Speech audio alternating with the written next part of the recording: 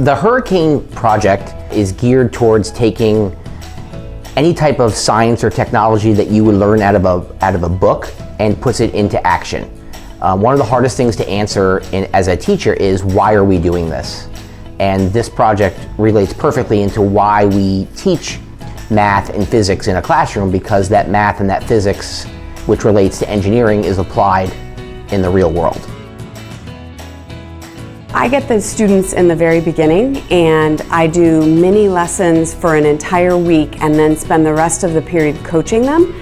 So we talk about research skills, and in doing so, we start with the students brainstorming. What do they think really matters? What are the kinds of questions they want to ask? What sort of information are they looking for? I followed up on the research that the students did with Ms. Martingale, and the students created a blueprint. So rather than just making their house, they had to actually sketch it out. So the students had to make 3 different views, front, side, and bird's eye view of their model.